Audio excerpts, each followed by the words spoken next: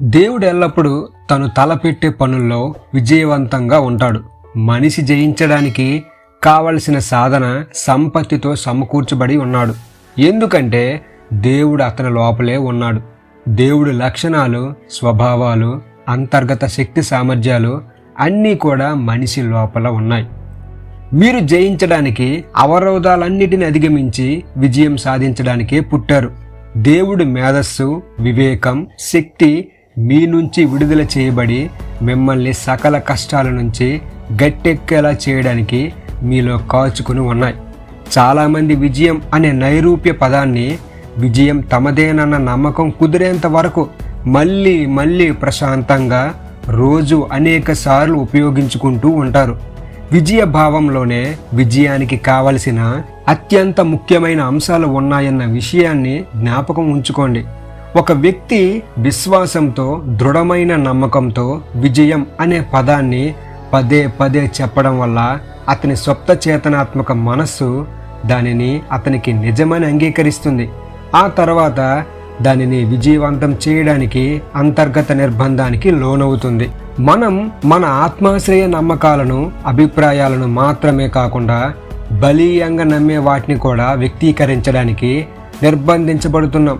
మీరు దేనిని సాధించదలుచుకుంటున్నారు అన్న దానిని మొదట తెలుసుకోవడమే విజయానికి ఆదర్శ మార్గం. మీ సరైన స్థానం ఏది, ఏం చేయాలి అన్న విషయాల గురించి స్పష్టంగా తెలియనప్పుడు దాని గురించి మీరు మార్గదర్శకత్వం కోసం అడగవచ్చు. దానికి లోతుల్లోన మనసు స్పందిస్తుంది. తత్ఫలితంగా ఒక నిర్దిష్ట కార్యకలాపాల రంగం కేసి మీరు నెట్టబడతారు, లేదా ఆ కార్యకలాపాల పట్ల ఆసక్తి కలుగుతుంది. మీ ఆలోచనకు లోతైన మనస్సు స్పందిస్తుంది.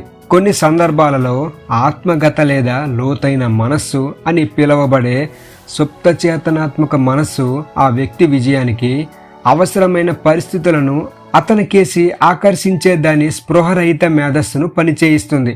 తను చేయడానికి ఇష్టపడే పనిని చేయడం చాలా ముఖ్యమన్న విషయాన్ని మనిషి ప్రత్యేక అంశంగా చేసుకోవాలి. మీ ప్రయత్నంలో మీరు సంతోషంగా ఉన్నట్టయితే మీరు విజయం సాధించినట్టే. మీలో అంతర్గత సృజనాత్మకత కలిగి ఉన్నారన్న వాస్తవాన్ని అంగీకరించండి. దాన్ని సానుకూల, బలీయ నమ్మకంగా చేసుకోండి. ఈ అనంత శక్తి మీ ఆలోచనకు స్పందించి ప్రతిచర్యకు పూనుకుంటుంది. ఈ సిద్ధాంతాన్ని తెలుసుకొని, అర్థం చేసుకొని అమలు చేసినట్టయితే సందేహం, భయం, విచారం క్రమక్రమంగా కనుమరుగైపోతాయి. మనిషి ఎప్పుడూ ఒక ఆలోచనతో ఉన్నట్టయితే, ఉదాహరణకు ఓటమిని గురించి ఆలోచిస్తూ ఉన్నట్టయితే, ఓటమిని గురించిన ఆలోచన ఓటమిని ఆకర్షిస్తుంది. సుప్తచేతన అనేది అతనిలోని ఓటమి ఆలోచనను అతని విన్నపంగా తీసుకొని అతని అనుభవాన్ని వాస్తవం చేయడానికి ముందుకు వెళ్తుంది. అతడు ఓటమిని రూపొందించుకునే మానసిక సాధనలో నిమగ్నుడైపోవడం వల్లే అలా జరుగుతుంది. సుప్తచేతనాత్మక మనస్సు అవ్యక్తం, వ్యక్తిగతం కాదు, ఎంపిక చేసుకోలేదు. మిమ్మల్ని మీరు విజయవంతంగా ఊహించుకొని అనుభూతి చెందండి. మీరు తప్పక విజేతలు కావాలి. మీరు ఎన్నటికీ పరిస్థితులకు, వాతావరణానికి, పరిసరాలకు, స్థితిగతులకు బానిసలు కారు. మీ స్థితిగతులకు మీరే యజమానులు. ప్రస్తుత పరిస్థితుల తీరుకు మానసికంగా తలవగ్గడం వల్ల వాటికి మీరు బలైపోవచ్చు. మీరు మీ మనసును మార్చుకుంటే పరిస్థితులను కూడా మార్చగలుగుతారు. ఒక సినీ నటుడు ఒకప్పుడు తన చదువు మరీ తక్కువగా ఉండేదని, అయితే చిన్నప్పటి నుంచే సినీ నటుడు కావాలని కల ఉండేదని చెప్పేవాడు. పొలాల్లో గడ్డి కోస్తూ, పశువులు కాస్తూ, వాటిని ఇంటికి తోలుకుపోతూ, పాలు పితుకుతూ ఏ పని చేస్తున్నప్పటికీ ఎల్లప్పుడూ నా పేరును బ్రహ్మాండమైన థియేటర్లో రంగుల రంగుల లైట్ల మధ్య పెద్ద పెద్ద అక్షరాల్లో ప్రకాశించేటట్టు ఊహించుకునేవాడట. బాల్యం నుంచే నాకు ఈ అలవాటు ఉండేదని చెప్పేవాడు. అది కొన్ని సంవత్సరాలంటే అతడు ఇంటి నుంచి పారిపోయి సినీ రంగంలో చిన్న చితక పనులు చేసుకుంటూ అలా అలా ఎదిగి చిన్నప్పుడు కలలు కన్న విధంగా నిజంగానే ఆ పేరును పెద్ద పెద్ద లైట్ల మధ్య చూసుకునేంత వరకు కొనసాగించాడు. కొంతసేపు ఆగి మళ్లీ విజయాన్ని తీసుకురావడంలో సుస్థిరమైన సుదీర్ఘ ఊహకు గల శక్తి నాకు తెలుసు అన్నాడు. విజయం అంటే ఏంటి? అది మీకు దేన్ని తెలియచేస్తుంది? ఇతరులతో మీకున్న సంబంధ బాంధవ్యాలలో విజయవంతంగా ఉండాలని నిస్సందేహంగా అనుకుంటారు. మీరు ఎంపిక చేసుకున్న రంగంలో, వృత్తిలో విశిష్ట స్థానంలో ఉండాలని భావిస్తారు. అందమైన ఇల్లు, వసతి సౌకర్యాలతో సంతోషంగా జీవించడానికి కావలసిన డబ్బు కావాలని కోరుకుంటారు. మీలో ఉన్న విశ్వజనీయ శక్తికి మీరు అనుసంధానంలో ఉండాలని, మీరు చేసే ప్రార్థనల్లో విజయవంతం కావాలని కోరుకుంటారు. మీరు చేయాలనుకుంటున్న వాటిని వాస్తవంలో చేస్తున్నట్టు, పొందాలనుకుంటున్న వాటిని పొందుతున్నట్టు ఊహించుకోండి. మీరే ఊహగా విహరించండి. విజయవంతమైన వాస్తవ స్థితిలో మానసికంగా పాల్గొనండి. తరచూ ఆ స్థితి చేతనంలోకి ప్రవేశించండి. దాన్ని ఒక అలవాటుగా చేసుకోండి. ఆ తర్వాత మీ కల నిజం కావడానికి అవసరమైన ప్రతి దాన్ని చేయడానికి మీకు మార్గదర్శకత్వం లభిస్తున్నట్టు గ్రహించగలుగుతారు. విజయవంతులైనట్టు అనుభూతి చెందుతూ పరిపూర్ణమైన తృప్తితో ప్రతి రాత్రి నిద్రకు ఉపక్రమించండి. ఇలా చేయడం వల్ల మీ సుప్త చేతనాత్మక మనసులో విజయం ఆలోచనను విత్తడంలో ఎట్టకేలకు విజయవంతమవుతారు. సుప్త చేతనాత్మక మనసును ప్రభావితం చేసే అద్భుత మార్గం క్రమశిక్షణ ఇవ్వబడిన లేదా విజ్ఞాన శాస్త్ర పూర్వకమైన ఊహ ద్వారానే సాధ్యం. సోదాహరణంగా చెప్పాలంటే, మీ మోకాలు వాచి మీరు కుంటున్నారనుకుందాం. పరిపూర్ణ ఆరోగ్యంతో ఉన్నప్పుడు మీ పనులు ఎలా చేసుకునేవారో అలా ఊహించుకోండి.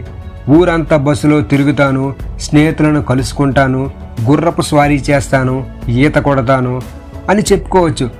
మొదట మీ ఊహలో సాధ్యమైనంత సహజం, వాస్తవం అన్నంతగా మీ మానసిక ప్రయాణాలు చేయండి.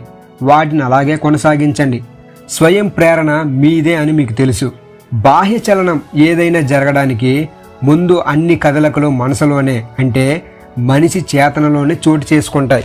ఉదాహరణకు, మీ ఎదుట ఉన్న కుర్చీ దానంతటా అదే కదలదు. దానికి మీరే కదలికల్ని కలిగించాలి. మీ శరీరానికి సంబంధించి కూడా ఇదే వాస్తవం వర్తిస్తుంది. ఊహలో పూర్తిగా నయమైపోయినట్టు అన్ని పనులు చేసుకుంటూ వెళ్ళడం వల్ల ఈ అంతఃచలనం దాని వెనక ఉన్న ఊహకు అనుగుణంగా శరీరాన్ని నిర్మింప చేయడానికి సుప్త చేతనను ప్రేరేపిస్తుంది. దేవుడంటే ఎక్కడో ఆకాశంలో పొడవాటి గడ్డంతో ఉంటాడన్న భావానికి స్వస్తి పలకండి. మనిషి అంతఃసారం దేవుడు, మనిషి జీవం దేవుడు. మనం దేవుని గురించి సర్వం అర్థం చేసుకోలేం. ఎందుకంటే పరిమితి గల మనసు పరిమితులైన అనంత శక్తిని అలాగే ఉన్నది ఉన్నట్టు అర్థం చేసుకోజాలదు. ఉదాహరణకు, మీ చేతనాత్మక సుప్త చేతనాత్మక మనసులు దేవుడు విక్షేపణలు, అవి పనిచేసే ఉపకరణాలు. దేవుడు అనంత వివేకం, అవధులు ఎరగని ప్రేమ, అనంత మేధాశక్తి, పరిపూర్ణ ఆనందం, శాశ్వత సామరస్యం, వర్ణనాతీత సౌందర్యం. ఇవి ఇలాంటివి ఎన్నో దేవుడి లక్షణ స్వభావాలు, గుణగణాలు. మీరు జీవిత సముద్రం మధ్య జీవ సృష్టికర్త చేత లంగరు లేని పడవల ఒంటరిగా వదిలివేయబడిన వారు కారు. ఆయన సమక్షం శక్తి మీ లోపలే ఉన్నాయి. ఈ జ్ఞానం లేదా మీలో ఉన్న దివ్యశక్తి, స్పృహ విజయానికి దోహదం చేసే అత్యంత శక్తివంతమైన గొప్ప అంశం. మీ శక్తి సామర్థ్యాలను అభివృద్ధిపరచుకోండి. వాటిని ఉపయోగించడం ప్రారంభించండి. అవి దేవుడు ప్రసాదించినవి.